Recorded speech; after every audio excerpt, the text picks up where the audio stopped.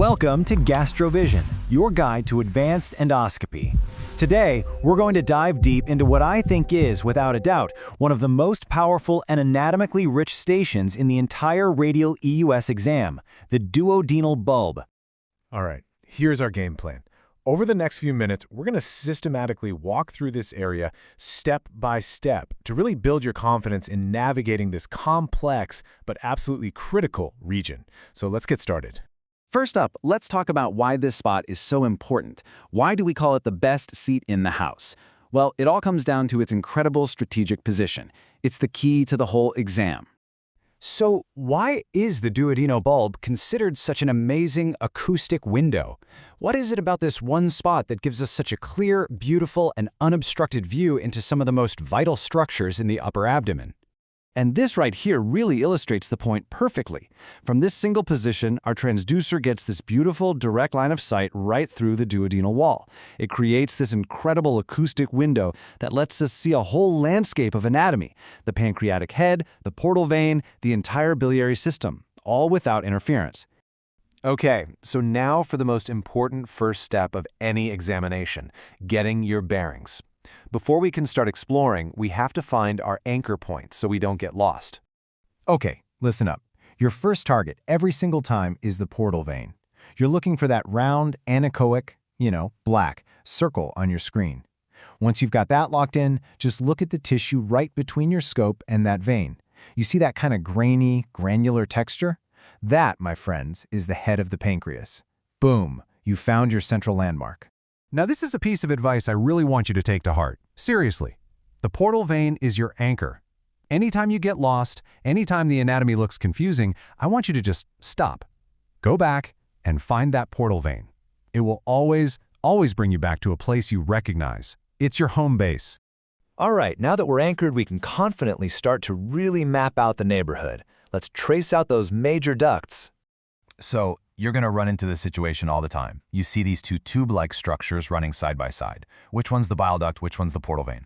Well, the answer is so simple, it's beautiful. Just flip on your color Doppler. Instantly, the portal vein, the one with blood flow, is going to light up with color. The bile duct, it stays dark. Just like that, mystery solved. Okay, so now for the actual mapping. We're going to start with a very slow, deliberate clockwise rotation. As you do this, you'll follow the bile duct down, distally. And pretty soon, you'll see the main pancreatic duct come into view right alongside it. This is that classic sign. Seeing them together like this, that's not just a landmark, that's your confirmation that you are in the perfect spot to see any tiny stones or tumors right at the ampulla. You follow that all the way down to the papilla, and then you reverse course.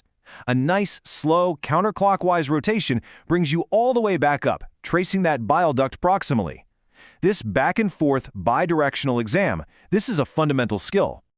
And this is exactly why we do that. It's not just for practice. A simple measurement here can be your very first clue that something serious is going on. I mean, if you see a pancreatic duct that's wider than 3 millimeters, boom, your alarm bell should be going off. You're immediately thinking about things like an obstructing lesion or even chronic pancreatitis. Okay, we've mapped the highways. Now let's zoom in on the major intersections. These are the anatomical crossroads where different systems meet and, where we often find disease hiding. So as we keep rotating, we're looking for this key anatomical relationship, the neck of the pancreas. You'll see it draping right over the confluence of the portal vein. This isn't just an academic point, folks. Understanding this precise interface has huge implications for our surgical colleagues.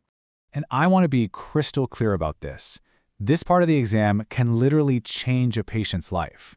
Our ability to see, right here, whether a tumor is touching or invading these major blood vessels, that is often the deciding factor in whether or not a patient can even have life-saving surgery. It's that important. All right, for our last move from the bulb, we're going to look for the gallbladder. But a word of warning, this is by far the most variable part of the whole exam. The anatomy can be all over the place, from one person to the next. So if it looks weird or you can't find it right away, don't panic. Just be prepared to switch things up and maybe even try a different approach, like from the stomach. And with that, we've completed our systematic tour of the duodenal bulb station. But I want to leave you with one final, really important thought. This isn't just about memorizing a series of steps.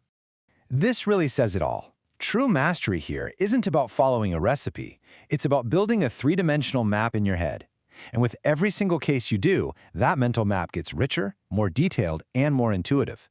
You start to see the patient's unique anatomy, not just a textbook diagram. So I'll leave you with this question to think about. The next time you're in the duodenal bulb, what's the very first thing you're going to look for? I really hope this tour has given you a solid framework and, maybe more importantly, the why behind each of these maneuvers. Hey, if you found this helpful, do us a favor and subscribe to GastroVision. We've got a lot more coming up on F&A technique, cancer staging, you name it. Until then, keep scoping and never stop learning.